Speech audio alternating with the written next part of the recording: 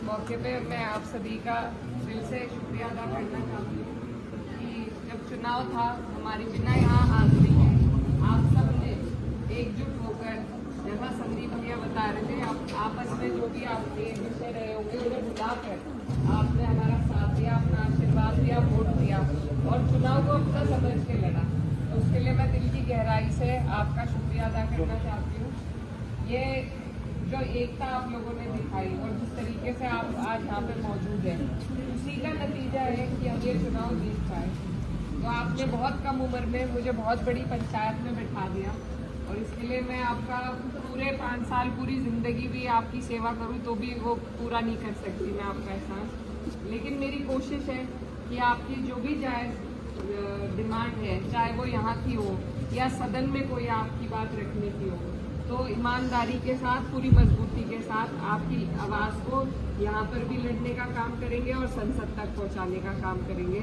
बाकी जैसा आप लोगों ने हमारा साथ दिया उसी तरीके से आपसे मैं विनती करती हूँ कि आगे भी अपना प्यार, अपना आशीर्वाद बना के रखें। हम जिस लायक हैं आपने बनाया है और आप ही के लिए काम करने का प्रयास करेंगे। जैसा संदीप भैया बता रहे थे कि जो विकास का आपका कार्य है वो अब आगे, ये पद बहुत बड़ा है लेकिन इसकी जो निधि आती है वो बहुत छोटी आती है, तो इसलिए थोड़ी देर हो रही है जी। लेकिन आपका काम जैसे हमारे संज्ञान में आया, इस गांव का विशेष रूप से हम ध्यान रख के आपके काम को करवाने का जल्द से जल्द काम करेंगे। और इसके अलावा कोई आपकी कोई निजी समस्या किसी अधिकारी से मुताल्लिक हो या कोई और समस्या हो, तो हम हर मंगलवार को आपकी विधानसभा में रहते हैं। जब सदन चलता है पार्लियामेंट का उस दौरान तो हाजिरी नहीं होती, लेकिन उसके अलावा हर मंगलवार को नकुड़ में सरसावा मील पे बैठ के फिर आपके क्षेत्र में ही रहने का काम होता है। तो कोई हमारे लायक ऐसी बात हो जो आपकी हम मदद कर सके, किसी काम आ सके, तो आप ज़रूर बताइए।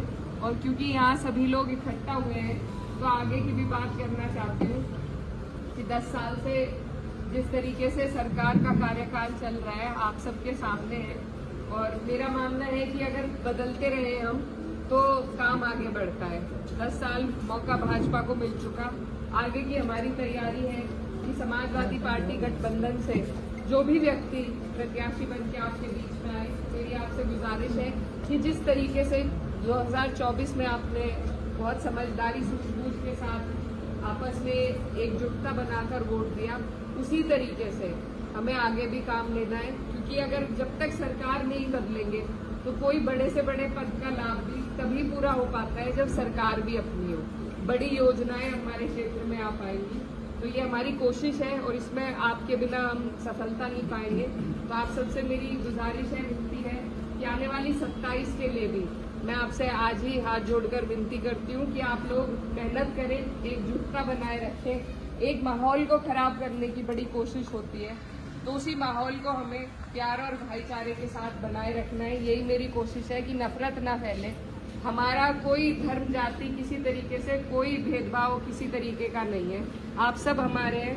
आप सर्व समाज ने मुझे वोट दिया और सर्व समाज के ही हम हैं और यही हमारी कोशिश है कि समाज में अगर बात हो इस तरीके से बैठकर तो विकास की हो और फालतू कोई बात झगड़े की हम ना करें आपस में, इससे किसी का लाभ नहीं है। तो इसलिए इस एकजुटता, भाईचारे को बना के आगे भी हमें यही काम करना है कि 2027 में हमारा जो प्रत्याशी पार्टी से आएगा, आपसे मेरी विनती है कि उसका भी इस तरीके से साथ दे कि हम एक एक सीट जब जीतेंगे तभी सरकार बना पाएंगे और अपना असल काम, अपना असल रिपोर्ट कार्ड भी हम आपको तभी दे पाएंगे जब सरकार की ताकत हमारे पीछे होगी।